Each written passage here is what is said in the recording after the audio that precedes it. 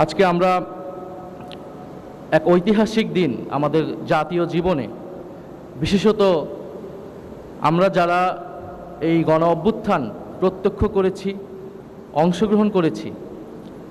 জুলাই গণ অভ্যুত্থান তাদের জীবনের সেরা মুহূর্তের মধ্যে একটি না, আমি বলবো সেরা মুহূর্ত। হয়তো এরকম আর কোনো মুহূর্ত আমাদের জীবনে আসবে না। আজকে আমরা সকলে একসাথে স্মরণ করতে পারছি এই সংসদ সচিবালয়ে, জাতীয় সংসদে। এটা আমাদের জন্য অনেক ভালো লাগার বিষয়, কারণ 2 বছর আগে এই সংসদে শাহবাগ থেকে 2024-এর 5ই আগস্ট আমরা এসেছিলাম ছাত্র জনতার মিছিল নিয়ে এই সংসদকে মুক্ত করতে, ফ্যাসিবাদ মুক্ত করতে, এই দেশকে ফ্যাসিবাদ মুক্ত করতে। এবং এই গণ অভ্যুত্থানকে আমরা শহীদদের জন্য, আহতদের লক্ষ্যে আমরা ঘোষণা করেছিলাম যে তাদের এই গণ অভ্যুত্থানের সকল কৃতিত্ব জুলাই গণ অভ্যুত্থানের শহীদদের এবং আহত যোদ্ধাদের। আজকের দিনে আমি আরও স্মরণ করি আমাদের বাংলাদেশের জাতীয় ইতিহাসের বিগত 16 বছরের ফ্যাসিবাদ বিরোধী আন্দোলনের যিনি নেতৃত্ব দিয়েছেন, প্রতীক ছিলেন বেগম খালেদা জিয়া। ওনাকেও শ্রদ্ধা ভরে আজকে স্মরণ করছি।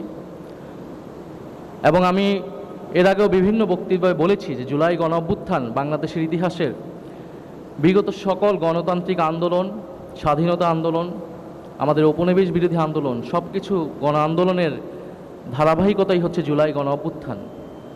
কারণ এই জাতি, এই ভূখণ্ডের মানুষ বারবার জীবন দিয়েছে, রুখে দাঁড়িয়েছে স্বাধীনতার জন্য, সার্বভৌমত্বের জন্য, গণতন্ত্রের জন্য, ন্যায় বিচারের জন্য।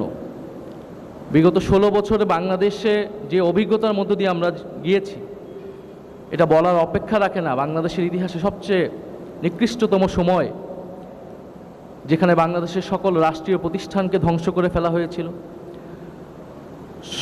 দুর্নীতি, লুটপাট, গুম খুন, কী না অভিজ্ঞতা, কী না প্রত্যক্ষ করেছে এই দেশের জনগণ। জুলাই গণ অভ্যুত্থান ছিল সে আমাদের প্রতিরোধের মুহূর্ত, যখন আমরা রুখে দাঁড়িয়েছিলাম ঐক্যবদ্ধভাবে। আমরা তখন জিজ্ঞাসা করি নাই কার রাজনৈতিক পরিচয় কী, কে কোন দল থেকে এসেছে, কে নারী, কে পুরুষ, কে ছাত্র, কে শ্রমিক, দেশে কিংবা দেশের বাহিরে। এই গণ অভ্যুত্থানে সবাই সমানভাবে অংশ নিয়েছে। AKS অর্জন করল গিনেস ওয়ার্ল্ড রেকর্ডস। AKS আমাদের সাংবাদিক ভাই বোন থেকে শুরু করে সাংস্কৃতিক কর্মী, আলেম সমাজ, এমনকি শেষের দিকে আমাদের সেনাবাহিনীর অফিসার, সৈনিকরাও এই আন্দোলনে প্রত্যক্ষভাবে সমর্থন দিয়েছে, এই গণ অভ্যুত্থানকে সংগঠিত করতে সহায়তা করেছে। ফলে আজকের এই দিনটাকে আমরা জাতীয়ভাবে উদযাপন করতে পারছি, ব্যক্তিগতভাবে উদযাপন করতে পারছি, রাজনৈতিকভাবে উদযাপন করতে পারছি। এবং এই ঐক্য একটা বার্তা দেয় যে ফ্যাসিবাদ প্রশ্নে, ফ্যাসিবাদ বিরোধিতা আমরা এখন ঐক্যবদ্ধ আছি। আমাদের এই ঐক্য সুদৃঢ় হবে যদি সত্যিকার অর্থে আমরা জবাবদিহিতামূলক গণতন্ত্র প্রতিষ্ঠায় বাংলাদেশ যে লড়াই করেছে সেই বাংলাদেশকে আমরা তৈরি করতে পারি, যেটা রূপকার, যেটা রচিত হয়েছে জুলাই সনদে, গণভোটের গণরায়ে, যেটার জন আকাঙ্ক্ষা প্রতিফলিত হয়েছে। এবং ফ্যাসিবাদের বিচার, যারা গুম করেছে, যারা গণহত্যা চালিয়েছে, তাদের বিচার নিষ্পন্ন করা, সংস্কার বাস্তবায়ন করার মধ্য দিয়ে আমরা এই গণ অভ্যুত্থান দিবস এবং শহীদদেরকে তাদের যে ঋণ, সেই ঋণ আমরা কিছুটা হলেও শোধ করতে পারব। আজকের রচনা এবং চিত্রাঙ্কন প্রতিযোগিতায় যারা অংশগ্রহণ করেছে তাদেরকে শুভেচ্ছা জানাই, যারা ভালো করেছে তাদেরকে শুভেচ্ছা জানাই। আমি মনে করি যে জুলাই গণ অভ্যুত্থানকে সামনে এগিয়ে নিয়ে যাবে এই শিশু কিশোররাই। কবি সুকান্ত ভট্টাচার্য বলেছিলেন যে নবজাতকের কাছে তিনি প্রতিজ্ঞা করছেন যে বিশ্বকে বাসযোগ্য করে যাবেন। আমাদেরও সে দায়িত্ব। আমরা তরুণ অবস্থায়, বিশ্ববিদ্যালয়ের ছাত্র অবস্থায় আমরা আমাদের দায়িত্ব পালন করেছি।